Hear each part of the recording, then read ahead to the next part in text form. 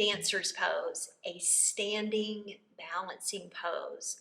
Lots of key considerations here when you are working towards practicing this posture. If you're teaching and exploring it, concentration and connection are key. Several areas in the body as far as rooting down strongly through the standing leg and in particular into the calcaneus bone, the heel bone. You root down and ground down, but at the same time you're drawing up to find this expansive quality because dancer pose is a standing back bend at the same time. A few other key considerations are in particular the external rotation that will take place in the shoulder when you explore the option of catching hold of the back foot, and then the connection element of that strong connection from the heel bone moving up into the sitting bone, cinching in and gathering into your center, and then expanding out and opening your chest at the same time. When practicing dancer pose or teaching dancer pose, preparation is key.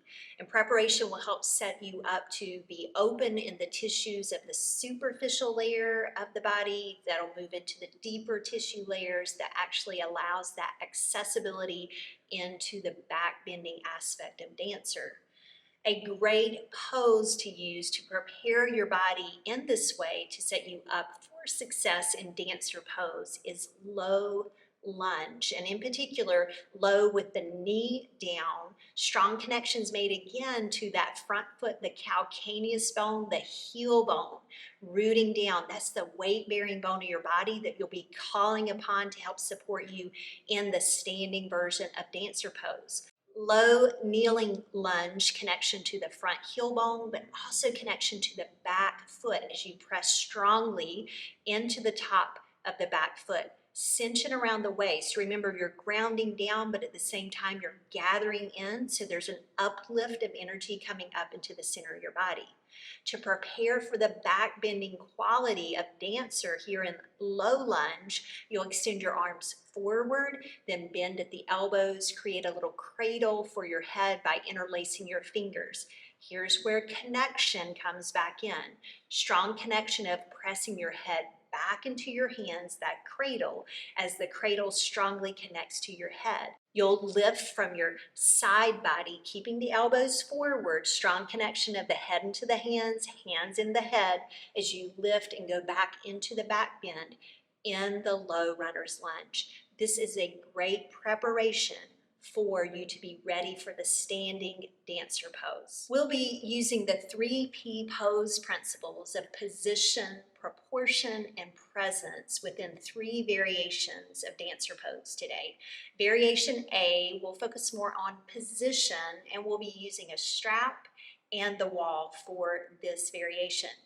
Creating a loop in your strap, get ready and prepared so you have that ready to loop underneath your foot, your back foot that's actually going to lift. You'll use your opposite hand to connect. Once again, connection is key. Connect the hand to the wall. And I would offer even to kind of just use your fingertips because that'll keep that engagement and drawing back in, that expansive quality that I mentioned earlier that's a key consideration in this pose. So the strap loops the back foot. It's almost like you're kind of backpacking as you take the strap back and over your shoulder. And then you connect with your opposite hand to the wall. Strong connection again down through the heel bone of the standing leg, but then pull the energy up through the center of your body as you cinch in, start to expand your chest forward as you kick back and use the strap to position the hand to the foot, strong connection again. Remember what you felt in the preparation of the pose that we use to get prepared for standing. You're going to call upon that in this variation.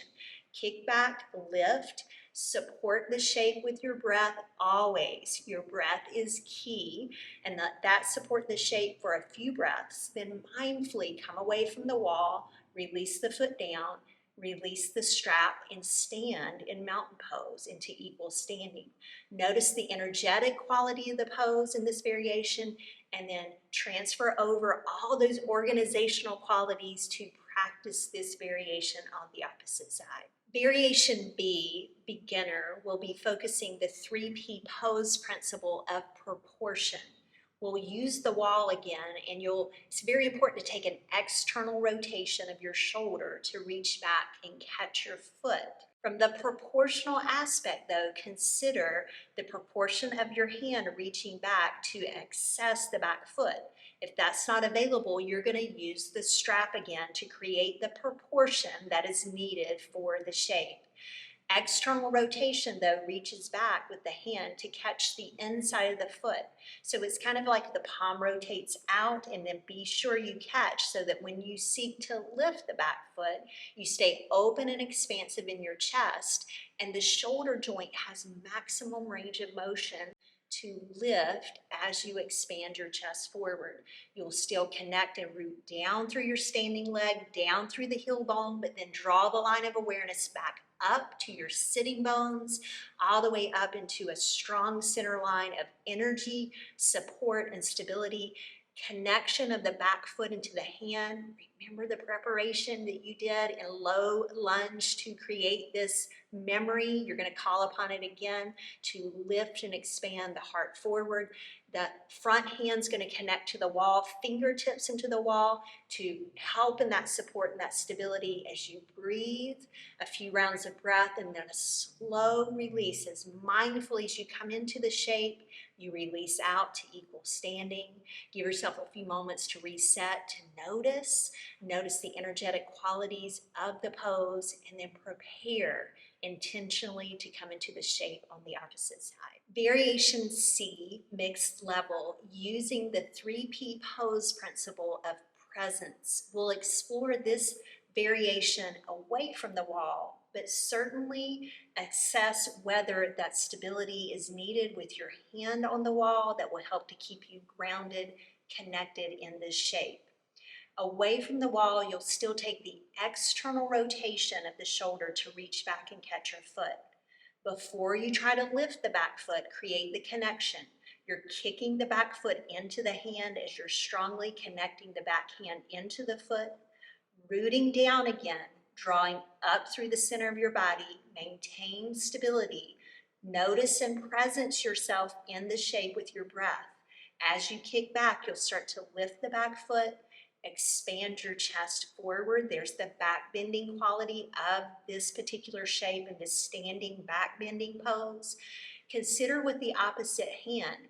You could even draw the front shoulder back into alignment with the shoulder of the hand that's reaching back, and you can cactus the arm so you can bend at the elbow to create more of that expansive quality. As you continue to root down, you're grounding in the energy, but at the same time you're drawing up expansive energy.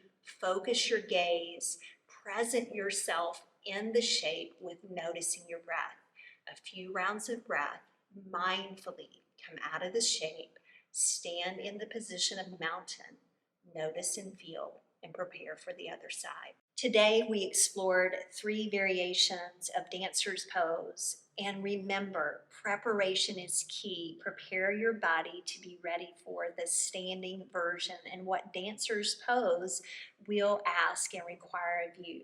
Remember, strength and stability, connection, concentration, rooting down in the grounded energy of the pose, but at the same time pulling that energy up and expanding into the shape. If you enjoyed this video, then be sure to check out my podcast, the Beyond Yoga Teacher Training Podcast. You'll find the information in the link below in the description box, as well as the other resources I have available to support you in your yoga practice.